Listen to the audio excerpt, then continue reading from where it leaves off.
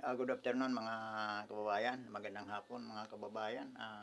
Mayroon lang akong i-share no, video patungkol sa debate no, patungkol sa patuloy nga pakipaglaban ni Senador Rodante Marcolita sa mga tiwaleng government official. Samantalang ang ibang senador ay lantarang pinoprotektahan ang mga mastermind ng mga politiko dito sa talamak nga nakawan dito sa flood control. Panoorin lang natin itong isi-share kong video sa inyo at dito makikita natin talaga ang punto ni Rodante Marcolita patungkol sa mga tumistigo dito sa talamak na nakawan sa ating gobyerno at lantaran ding pinoprotektahan no ng ibang mga politiko itong mga sindikato nga dito sa ating gobyerno no itong mga nakaupo ngayon sa administrasyong Marcos no yung mga sindikato nga nagmanipula sa budget ng sambayan ng Pilipino at huwag kalimutan mga kaibigan mag-subscribe dito sa aking munting YouTube channel at panoorin nyo hanggang dulo itong video no yung talakayan sa Senate mga kababayan. Dito makikita natin kung sino talaga ang tunay na senador para sa mga sambayan ng Pilipino, kung sino yung tunay na mga government official na may malasakit sa ating mga kababayan.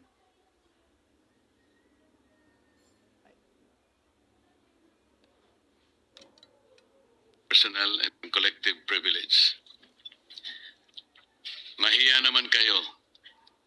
These are the very exact words uttered by the President 8 months ago.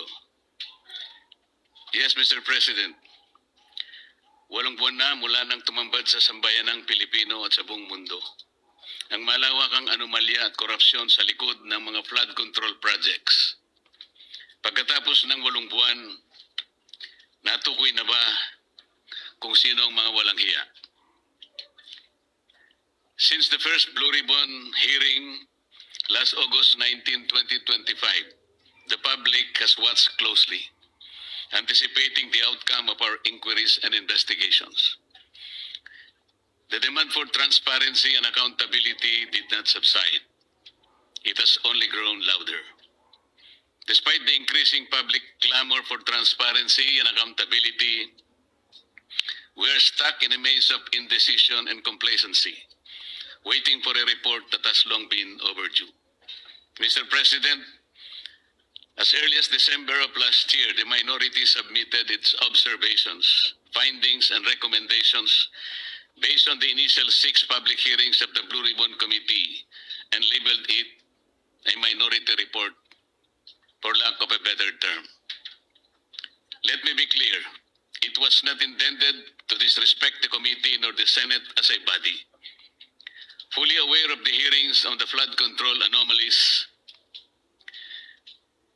that had not concluded, and in the absence of a committee report, the public has long been waiting. The report was not filed with the Bills and Index, but coursed through the office of the Senate President, hoping for proper disposition. The minority report was initiated out of our solemn duty to the Filipino people who were eagerly awaiting and demanding for the Senate's decisive action on the nationwide flood control scandal. Our intention was clear from the outset: to uncover the truth, hold people accountable, and propose legislative measures that will finally dismantle the deeply entrenched corruption that characterize our infrastructure projects. Ladies and gentlemen of this chamber, the people have waited long enough. It has been 7 months since the first Blue Ribbon hearing. For far too long, the public have been agitated, disgusted, and tormented by the thought that more than 1 trillion pesos have been openly looted from the National Treasury. Yet to this day, no one has been held accountable except for the small fry. In several instances and interviews, The chairman of the Blue Ribbon Committee has said that a partial committee report is to be released. Last November 24, 2025, the chair stated in an interview, and I quote, "Magsasubmit kami ng partial committee report based on info so far gathered during the previous hearing." Natapos ang Disyembre 2025, walang report. Then on January 14, 2026, during the kaapihan sa Senado, another statement was made that the report was still being drafted by his staff, even chiding them for being inept. Are we supposed to depend solely on the capacity and perhaps the willingness of our staff to produce a report that the Filipino people have been waiting for? A report that is not merely a formality but a duty we owe to the public we serve. It was out of exasperation that on January 20, 2026, we took it upon ourselves to formally release the minority report in a press conference to prevent the findings of our inquiry from being stalled while the public continues to wait for answers. Yet again, on January 26, 2026, the chairman once again said that BRC's partial committee report was almost finished. Mr. President, the minority report was not done half-heartedly, nor was it done out of disregard for this institution. It was done because the Filipino people have been waiting for this chamber to tell them what has been found. The submission of a minority report therefore served a simple yet necessary and urgent purpose: to let our people know that something has been done, at least from our side. Sadly, after the minority's press conference, said report was vilified without even the courtesy of reading it. The BRC chairman was even blunt when he said that the place for the minority report is the trash bin. Sa basurahan, a submission anchored in the same hearings, 3 of which he actually presided, the same resource persons, and the same affidavits. Masasabi ba niyang pangbasura lang din ang lahat ng iyon? Kung itatapon sa basurahan ang ulat na ito, hindi ba't para na rin nating itinapon ang lahat ng ebidensya kasama na ang 2 privilege speeches niya na ginamit sa minority report? With due respect, the Senate was never meant to be a place where inconvenient findings are thrown into the trash bin just because they challenge the preferred narrative. The minority report exposes how ghost and defective blood control projects stem from systemic corruption embedded in the country's infrastructure planning, budgeting, and implementation processes. It unraveled a corrupt monitoring and quality control system that gave way to a normalized system of kickbacks, rigged bidding, and budget insertions involving lawmakers, DPWH officials, and favored contractors, even as it recommended comprehensive reforms through proposed measures to address the issues across all stages of project implementation. Finally, the minority report raised serious concerns about veering away from the initial course of investigation, from pursuing major perpetrators to selective summoning of witnesses, intimidation or discrediting of whistleblowers, and the failure to summon key political figures. This shift will undermine public trust and weaken the truth-seeking function of the Blue Ribbon Committee. As we have witnessed, after the testimony of ex-Marine Sergeant Orly Gutesa, there has been a month-long halt in the investigation, giving the persons mentioned by him, John Paul Estrada and Mark Tiksay, to flee the country to parts unknown. The resignation of BRC chairman that followed already changed the narrative. Gutesa, the only witness who connected the money trail from Saldico to Martin Romualdez, was painted to have faked his notarized sworn statement.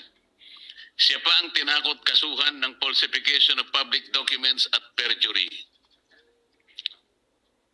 To rectify this, Mr. President, I just filed a disbarment complaint against Attorney Espera and administrative complaint against Executive Judge Season of Manila RTC. Meanwhile, on February 11, 2026, my office received what appears to be a draft report from the Blue Ribbon Committee, which can only assume to have originated either from the chairman's office or from the Blue Ribbon Committee which he chairs. What was transmitted to us, Mr. President, was a link to a PDF document bearing a watermark OS Marcoleta across each and every page. Yet the said partial report does not bear the signature of the chairman, a formality ordinarily expected of any report issued by a committee, particularly from the Blue Ribbon Committee. Given the circumstances, the status of the Blue Ribbon partial report is unclear, and it could easily be disowned or disavowed at a later time. In light of this, Mr. President, guidance is respectfully sought on how such a document should be properly regarded by this body. The same people were hell-bent on criticizing the manner by which the minority report was submitted. Yet they have no qualm circulating a supposed committee report in a manner that lacks even the most basic formalities expected of an official document of this institution. Maybe because of the following observed weaknesses. In the BRC chairman's interview with Dos por Dos on DCRH as early as July 31, 2025, he alleged that there are at least 60 sitting congressmen who also acted as contractors of infrastructure projects in their own districts. In a press conference and in a press release dated August 10, 2025, posted on the Senate website, the BRC chairman disclosed that House members called him and that he had a list of 67 congressmen who were contractors. Yet he did not summon them to any BRC hearing. Why did he not name them, to be fair to the rest of the members of the House of Representatives? In the sworn statement of the Diskaya, 17 congressmen were also mentioned. Why were not they asked to appear before the committee? On the other hand, the statements of former Yusek Bernardo and his cohorts Alcantara and Hernandez, who named certain senators upon the intercession of the Department of Justice, were readily heralded as gospel truth. The chairman of the BRC has also named at least 11 contractors in his first and second privilege speeches, whom he crucified to be involved in the flood control mess. Bakit hindi na sila ipinatawag? Bakit iilan lang mula sa 11 kontratistang kanyang tinukoy ang aktual na humarap sa pagdinig? Bakit namimili? Ano ang ibig sabihin nito? Remarkably, on November 14, 2025, the BRC chairman invited former Speaker Martin Romualdez to testify in its 7th hearing. He did not appear.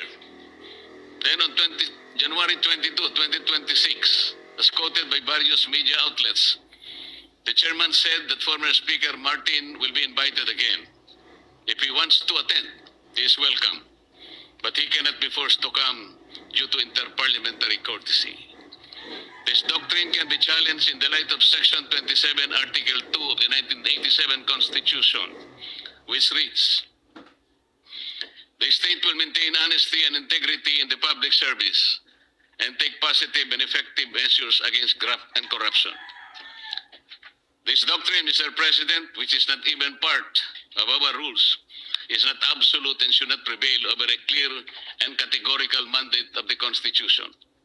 The members of Congress have no immunity from investigation, subpoena, or public scrutiny. If anything, those who occupy the highest offices in the government must be the first to answer, not the last to be asked. And on January 11, 2026, in a radio interview over DZBB, the BRC chairman said that there is no solid evidence linking former Speaker Martin Romualdez to the flood control controversy.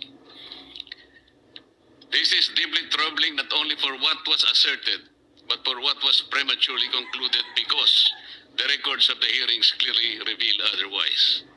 First, Gotesa, who appeared and categorically linked him to the controversy. Second, Saldico, in his several video feeds, identified him and others as the principal actor of this most despicable scandal. Third, at least 2 out of the 17 congressmen in Diskaya's list reportedly referred to Martin Romualdez. Sa mga unang pagdinig ng Blue Ribbon Committee sa ilalim ng pamumuno ng kasalukuyang chairperson, iminungkahi ko po, Ginoong Pangulo, na anyayahan din si dating Governor Luis Chavez Singson na nagpahayag din ng kahandaan at kagustuhan na dumalo upang tumistigo sa mga flood control projects sa Ilocos. Wala rin pong nangyari, Ginoong Pangulo. We are now seeing a clear pattern in this mambo-jumbo that whenever a witness points to former Speaker Romualdez as being linked to the controversy, the credibility of that witness is quickly placed in question. In an ambush interview at the Senate on November 14, 2025, by various media outlets, the BRC chairman clarified that a remote sworn testimony will be allowed only if Saldico appears before Philippine Embassy or Consulate, and a request for a Zoom meeting under oath will be valid. First, Saldico fears for his life and therefore he cannot go to any Philippine embassy. Kung si Gutesa nga ay bigla na lang naglaho na parang pula. Sa halip na suportahan at pakinggan ang mga naglalantad ng katotohanan, sila'y pinababayaan at nailalagay pa sa panganib. Second, the statement is incorrect because under the Apostille Convention, which the Supreme Court already implemented under OCA Circular number 210-2023, Saldico can take his oath before any commissioned notary in Portugal or elsewhere in Europe. He doesn't have to do it before a Philippine consular office. All he has to do is for his sworn statement to be apostilled in that foreign country, and it will have the effect of a statement sworn before a Philippine consulate. In the 8th hearing on January 19, 2026, the VRC chairman stated, "Let me emphasize the point, or one point. We always go wherever or where the evidence leads us. We do not target any particular person, nor do we have the intention to cover up for anybody. If that is truly the guiding principle of this investigation, Mr. President, then several matters should have been highlighted and pursued with equal vigor. For instance, on November 18, 2025, he made a revelation during the plenary debates of the 2026 budget on general principles in the presence of TBCC officials. Sinabi niya na base sa usapan nila ni Yusek Bernardo, meron siyang may mga taong nagne-name drop sa Pangulo, tulad ni na Yusek Adrian Bersamin at Yusek Traigib Olaybar. Nagutos kay Saldico na ipasok sa BICAM yung insertions ng 100 billion. Panoorin po natin ang video, Mr. President.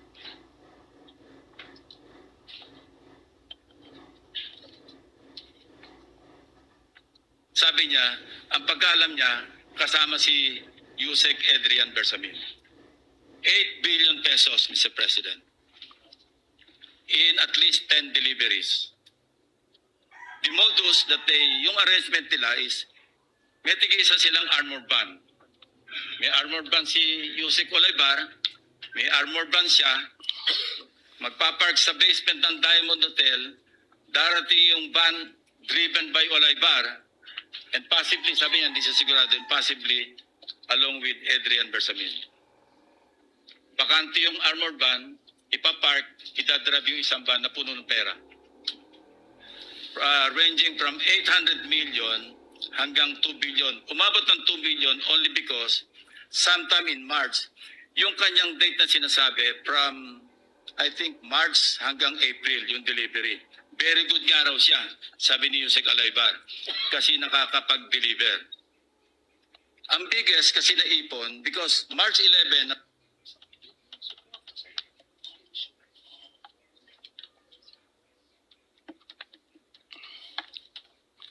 Ngunit kailanman ay hindi po naimbitahan si Yusek Adrian Bersamin upang harapin at linawin ang akusasyong ito na mismong chairman pa ang nagsiwalat sa plenaryo.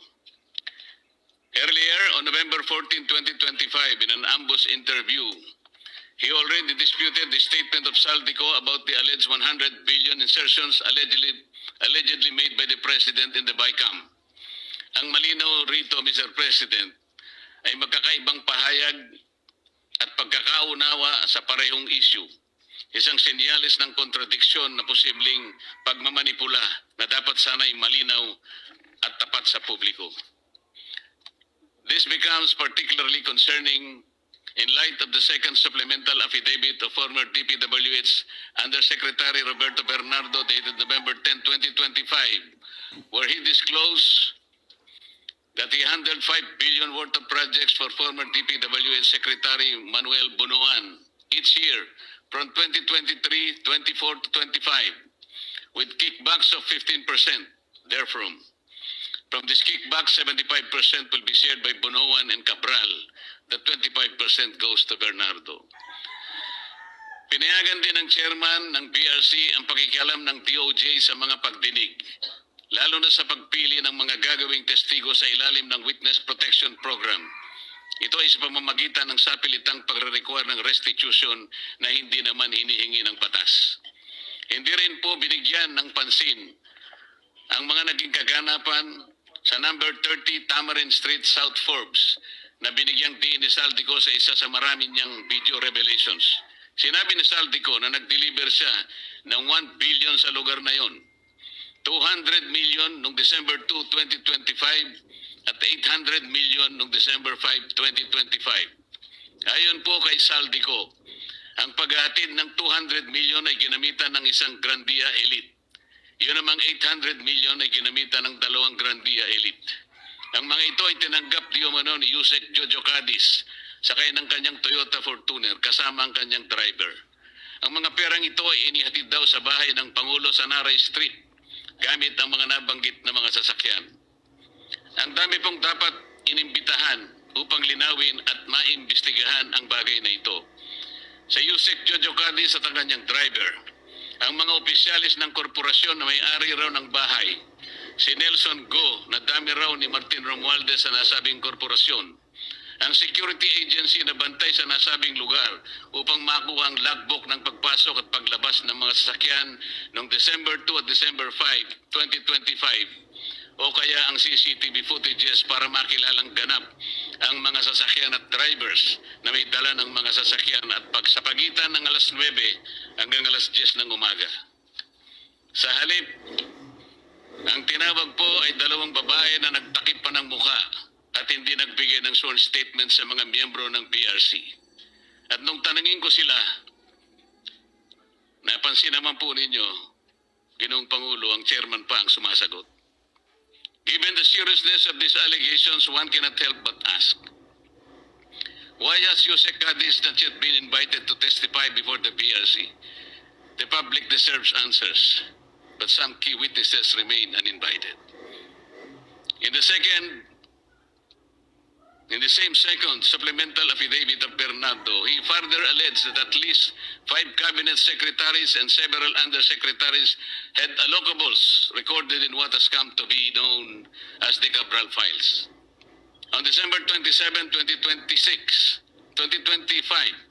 in a radio interview over DWIC, the BRC chairman echoed Bernardo's statement. At least 5 cabinet secretaries and some undersecretaries had allocables amounting to billions in the controversial 2025 budget.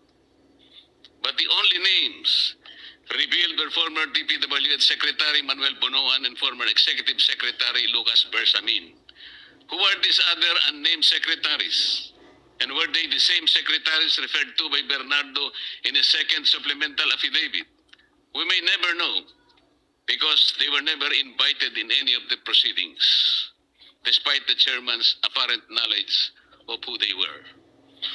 So one cannot help but wonder if the chairman himself knew about their identities and their involvement in this whole mess. Why were they not summoned in the succeeding Senate investigations? Why were certain individuals being shielded from scrutiny? Is there someone up there who would have been implicated or whose name would have been inevitably exposed had they been made to appear before the Senate? Mr. President, the matter does not end here. On February 24, 2026, a press conference was held in which one Attorney Levy Baligod presented a joint affidavit from 18 former members of the Philippine Marine Corps, a former enlisted personnel of the Philippine Army, and a reservist of the Philippine Army. The affidavit alleges that they were involved in the delivery of maletas filled with cash to various recipients, purportedly under the orders of Saldico. Sila po ay nagpahayag ng kanilang mga nalalaman tungkol dito sa malupit na pandarambong sa Kaban ng Bayan. Nabanggit nilang muli ang 30 Tamarind Street sa South Forbes Park, gayon din ang 14 at 41 Naray Street. Nabanggit din ang opisina ni Saldico sa House of Representatives at bahay daw sa Aguado sa harap ng Malacanang. Kinumpirma rin nila na totoo ang mga inihayag ni Orly Gutesa sa nakalipas na pagdinig ng komite. Bukod pa rito, isa sa mga nagsalitang ex-marines ay tumestigong isinama siya ni Saldico nang magatid daw ng 5 malalaking maleta sa bahay ng Pangulo sa Ilocos Norte. Ayon sa kanyang pahayag, si Congressman Sandro Marcos pa umano ang tumanggap ng pera at ilang oras lamang ang lumipas ay dumating rin daw ang Pangulo at ang unang ginang. Pero ano po ang ginawa ng chairman ng BRC? Sa halip na iharap sa taong bayan at diretsahang tanungin sa kanilang mga pahayag, kahagad na pinag-alinlanganan ang kanilang kredibilidad. Bago pa man masuri ang kanilang salaysay sa harap ng Senado, tila nabuo na ang isang konklusyon sa mismong chairman na dapat sana ay siyang magsiyasat nito. Ipinagkibit-balikat na lamang ang kanilang mga salaysay nang hindi man lang binigyan ng oportunidad na sumagot sa mga konklusyon at teorya. Kung ang kanilang mga pahayag ay hindi kapani-paniwala, lalong nararapat na sila paharapin sa isang formal at pagdinig upang doon mismo masubok ang kanilang inihayag. Ang chairman po ba ng BRC ang dapat magpasya kung sino ang dapat ipatawag sa pagdinig kung 20 ang bilang ng miyembro ng Blue Ribbon Committee?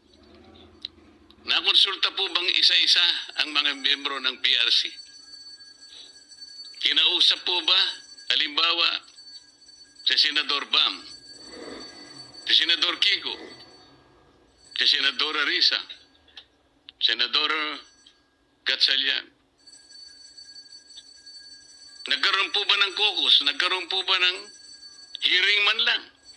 Para pagpasyan po ang napakalaking bagay nito, Mr. President. Mr. President, sila ay matapang na nagsalita at handang tumestigo ayon sa kanilang nakita. Saksi sila sa kung saan at kanino dinala ang limpak-limpak na perang nakapaloob sa mga maleta, mga kahon at iba pang mga sisidlan na kanilang ginamit. Ano bang patunay pa ang dapat nilang ilabas para lamang sila ay inyong umpisahang pakinggan? O baka gusto nilang ang maliit pa ang magsalita? Hindi raw kapani-paniwala. Sila nga ang inutusang magdala ng pera, Ginoong Pangulo. Kaya ang tanong, ano bang kinakatakutan ng chairman?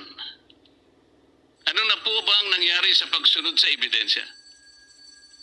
O piling ebidensya lamang ba ang susuriin at ipipigat na lamang ang mata sa iba? Ayon sa Romans 1:18, nahayag mula sa langit ang pot ng Diyos laban sa lahat ng kalapastanganan at kasamaan ng mga taong dahil sa kanilang kasamaan ay inahadlangan ng katotohanan. Hanggang kailan po itong tahasang pagharang sa katotohanan, Ginoong Pangulo? Ano na po ba ang nangyari sa makulay na kasaysayan ng Blue Ribbon Committee na sa mahabang panahon ay tiningala at nagsilbing isang bantayog sa pagtukoy at pagtutok sa mga katiwalian at pagdarambong na nagaganap sa ating burokrasya? Hanggang kailan po tayo maghahalokip-kip ng mga kamay sa harap ng malawakan at karumal-tumal na paglima sa ating kabangbayan? Hanggang kailan po maghihintay sa wala ang taong bayan na mistulang ninakawan sa tanghaling tapat? Hanggang kailan ang mistulang pagbubulag-bulagan, Ginoong Pangulo? Hanggang kailan po magtitiwala sa atin ang taong bayan na nandito tayo para proteksyonan ang kanilang kapakanan?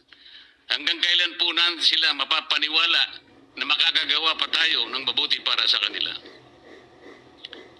Hanggang kailan po kaya ang pagmamaang-maangan, Ginoong Pangulo. Naghanap po ng kasagutan ng mga mamamayan. Hindi po bukas, hindi po sa makalawa. Ngayon na po, Ginoong Pangulo. Kasihan nawa ng Diyos ang ating bansa. Maraming salamat po, Ginoong Pangulo.